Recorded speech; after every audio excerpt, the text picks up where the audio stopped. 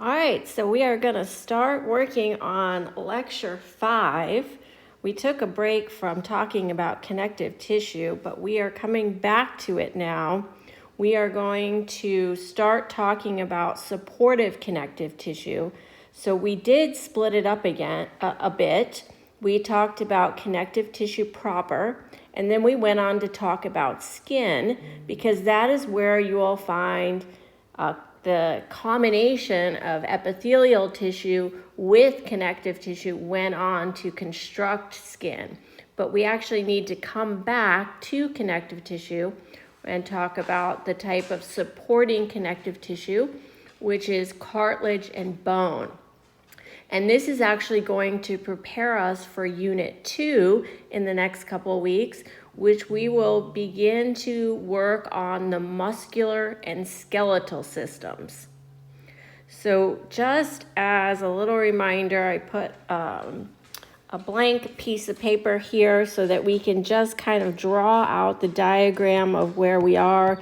We were talking about connective tissue and how there are categories of connective tissue.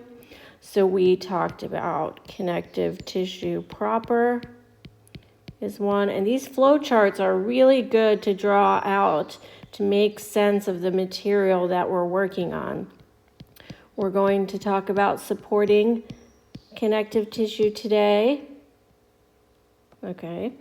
And then the last one is the fluid connective tissue, where we will talk about blood and lymph much later on in the semester.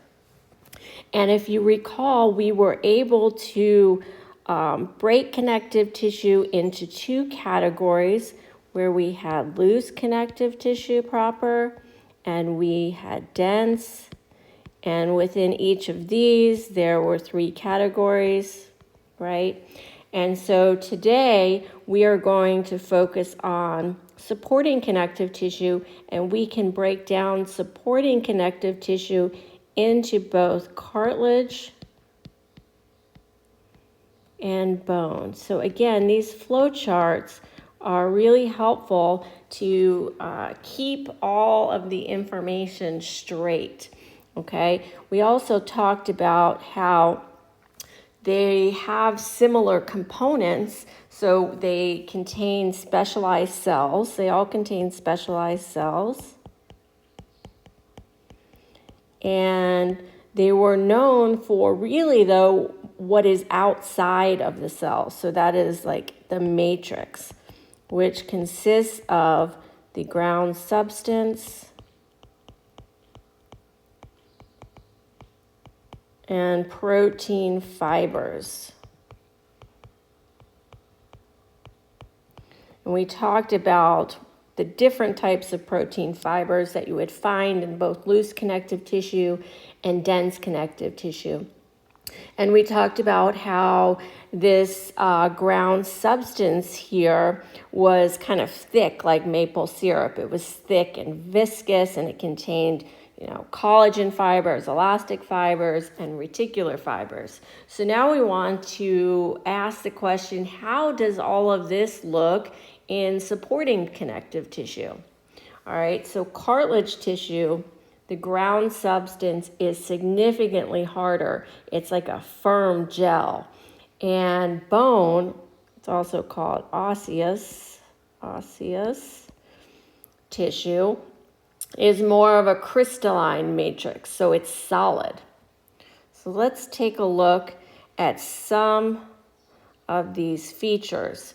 So, all right, so because the material is much more solid in cartilage and bone, the cells actually have to carve out little chambers for themselves. So each of the cells, like this image right here, each of the cells lives inside a hollow chamber called a lacunae. So these types of connective tissue are different from connective tissue proper because all of the cells are located in lacunae. They are located in small little chambers, and they actually have to carve out these chambers because this is a solid substance. So you can see in these histological images here and here, all of these little chambers here, and you can see the nucleus is what is being stained. You can't really see the entire cell, but you can see that the cell lives inside of that. So this is quite different from the other type of ground substance that we were talking about, because this is more of a solid substance. So let's take a look at some of the other important features of cartilage. Let's start with cartilage first, and then the second part of the lecture we'll talk about bone. So the matrix, as I was mentioning in the first slide, is a firm gel that contains chondrin, okay? And then it is mixed with protein fibers. So depending on the type of cartilage, and I'm going to go on to show you 3 different types of cartilage, there are going to be different protein fibers found. And this matrix actually prevents a lot of movement. So you're not going to find a lot of cells here like you did in connective tissue proper. The 2 types of cells that you're going to find are chondroblasts and chondrocytes. So you wouldn't be able to find macrophages here because they wouldn't be able to move around. This is a very solid substance. So chondroblast, as we talked about, when you have the ending in blast, a chondroblast is an immature cartilage cell, and a chondrocyte is a mature cartilage cell. And I'll go on to show you that it is the chondroblasts that are actually laying down the matrix, and the chondrocytes are the mature cell that are actually going to live and maintain the cartilage. So again, they are found in these small chambers called lacunae. The singular term would be lacunae. And there are a few other cells, again, due to how firm this matrix is. And when I go on to show you more of the histology images, when you're looking at these images in lab, the presence of these lacunae would tell you that you are looking at supportive connective tissue. So you always want to try and find features that will distinguish these images so that you don't get confused on the lab practicals. All right, let's talk about this term perichondrium. So when we were talking about connective tissue proper, we never really had anything that surrounded that connective tissue or protected that tissue from other tissues. But some cartilages have a fibrous layer of connective tissue that surrounds them, and it is called the perichondrium. So peri means around, and anytime you see the root word chondro, that is referring, that is referring to cartilage. So chondrocytes, chondroblasts, anything with the root word chondro, you are referring to cartilage. So some types of cartilage are covered by a perichondrium. All right, and the perichondrium has 2 layers. I'm going to show you this in the next picture. So there's an outer fibrous layer, which is really just made up of dense, irregular connective tissue. This is going to help support and protect the cartilage. And then there's an inner cellular layer. There's a very thin, what's called a chondrogenic layer. And this is the layer where cartilage can grow. So this will be, during development, this will be the layer that will contribute to making cartilage. However, as an adult, if we injure our cartilage, I thought somebody was at the door. This will be an area where cells will begin to repair cartilage.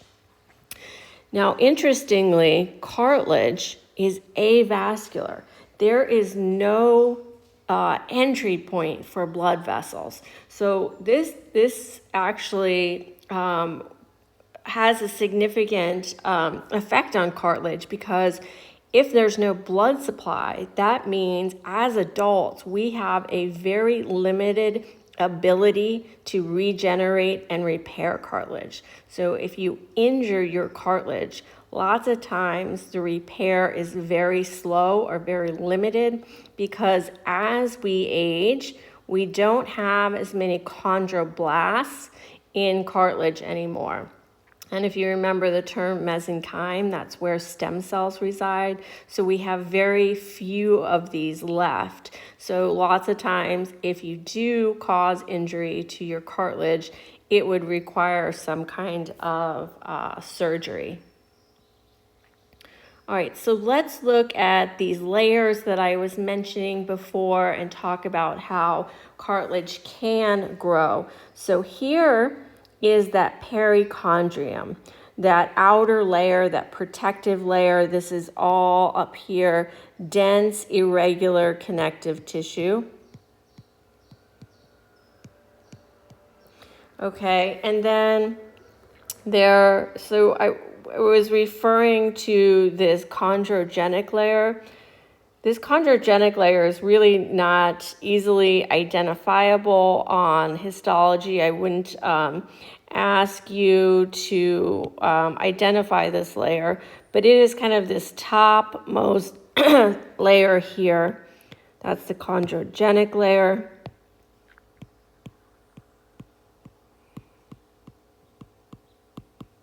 And that is going to be the layer that can provide new cartilage. So those cells would be able to divide. So there's two types of growth that you can have with cartilage. You can have something called appositional growth. This is when new surface layers of the matrix are added here, in this region here, and they start to grow and push forward, or push to the top, push to the surface.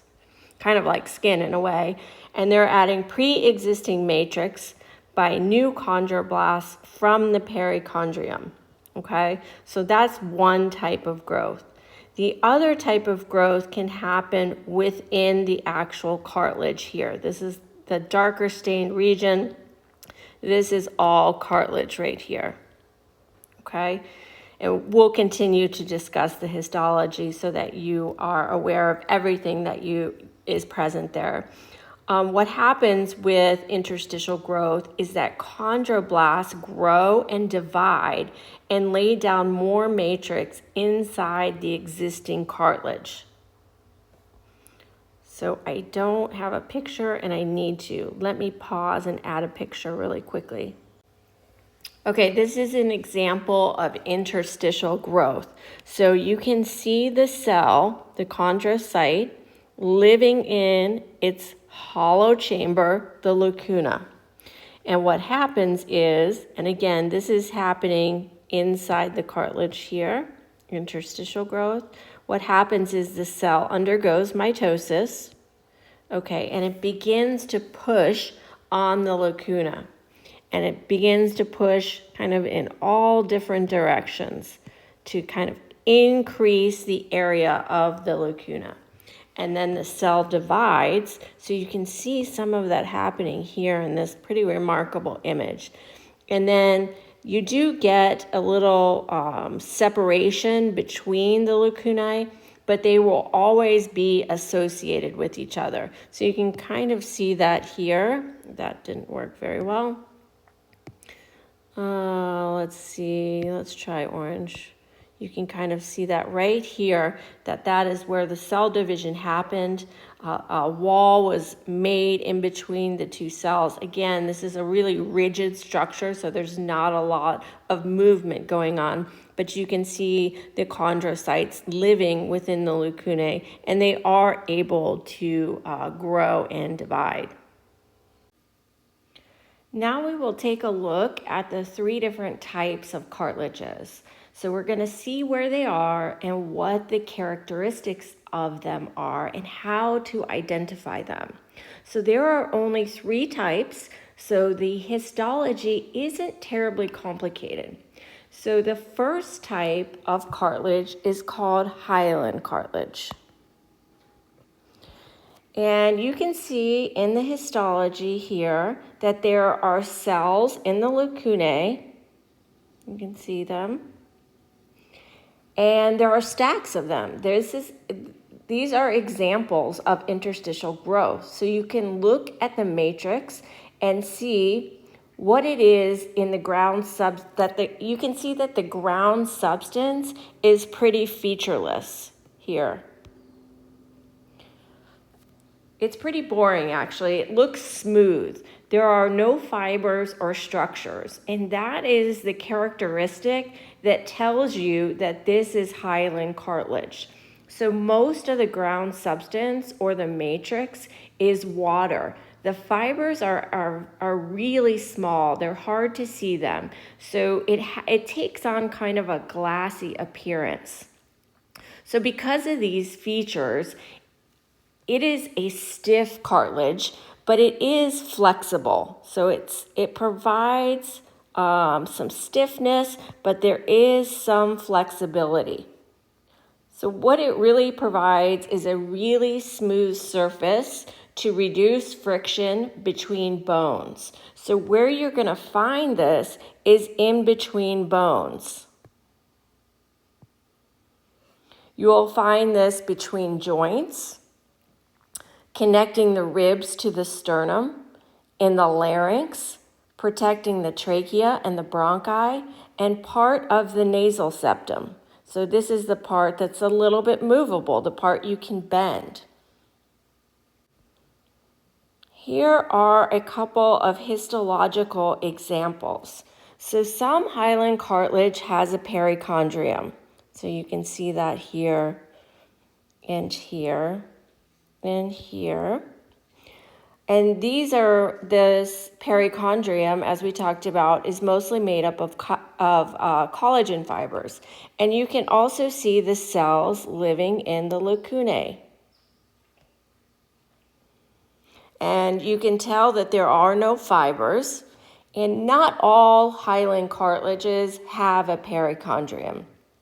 So one type of hyaline cartilage that has its own name, before I go to the one name one, I wanted to show you one other histological example of hyaline cartilage. So you can see it has this glassy appearance here.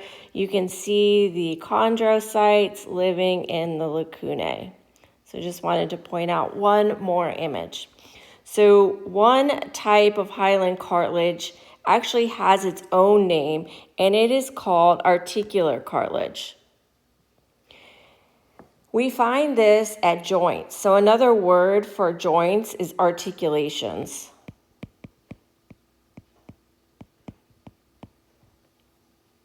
So here is an articular cartilage showing you, this picture shows you articular cartilage located on the femur and going to the tibia here. So this is where these two bones meet.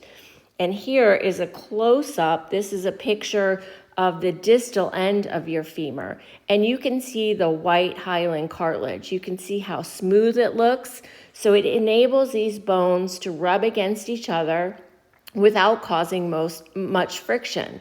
So you're not going to find a perichondrium here because that would cause the tissue to become rougher.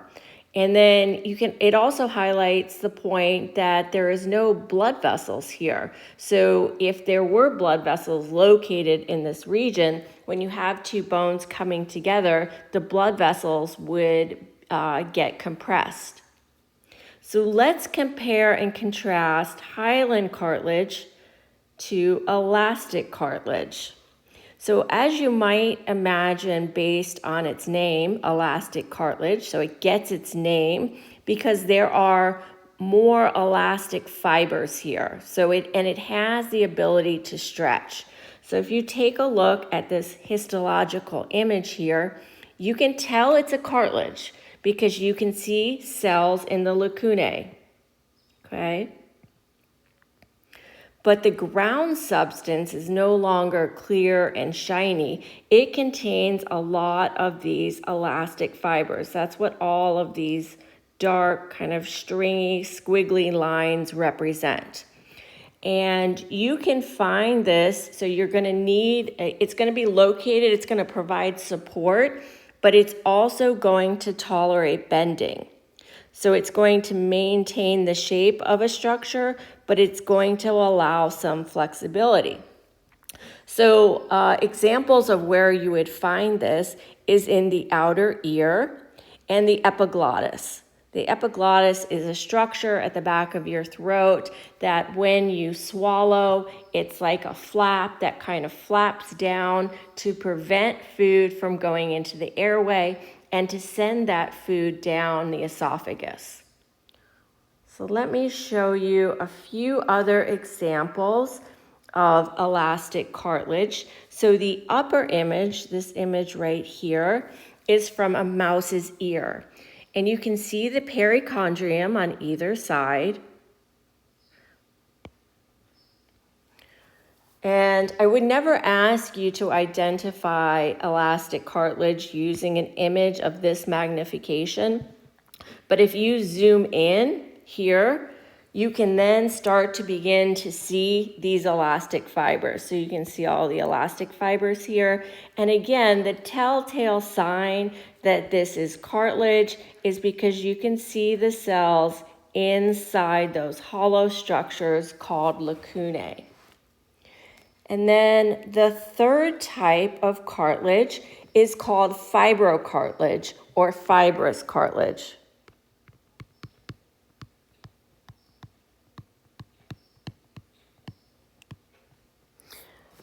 We do not have any slides of fibrocartilage in the lab, but I'm going to provide some images for you to see this. So this cartilage also has chondrocytes living in the lacunae. The matrix is dominated by thick, wavy bands of collagen fibers. So you can see them here. I have another image on the next slide that's a little bit better. There is no perichondrium. This can also, so let me show you the other image first. So here's another image of fibrocartilage. So again, you can see the chondrocytes living in the lacunae. It can also tend to look like dense elastic tissue or dense irregular connective tissue, but always remember the telltale sign are the lacunae, and that is what is going to tell you that you are in cartilage. So fibrocartilage is very strong since it has all of these fibers. I want to just kind of move back to this slide. It resists bone-on-bone contact. So when there is a lot of pressure, you will have fibrocartilage. So again, it resists compression. It prevents bone-to-bone contact. And so you're going to find this in places such as joints like the meniscus of the knee, between the pubic bones, and the discs in between your vertebrae. Okay, so the intervertebral disc. So this is going to help resist the compression of the spinal cord when we're jumping and running and doing things like that. So those are the three types of cartilage. I included a nice summary slide to compare and contrast the types of cartilage. There's two summary slides. I have this one, which kind of puts everything all together in one slide, so it can give you something to study off of, and you can put notes on this as well. And then I have a nice image, a visual picture to show you where those cartilages that we just talked about, hyaline cartilage is pictured in blue, elastic cartilage is pictured in green, where you see it in the external ear, and here is the epiglottis, and then fibrocartilage we talked about between the knees, the pubic bones, and then between the vertebrae. So this should give you a nice visual image showing you where all the different cartilages are located, and then you have the characteristics summarized here, but you can also add to this and create kind of a summary picture to study off of.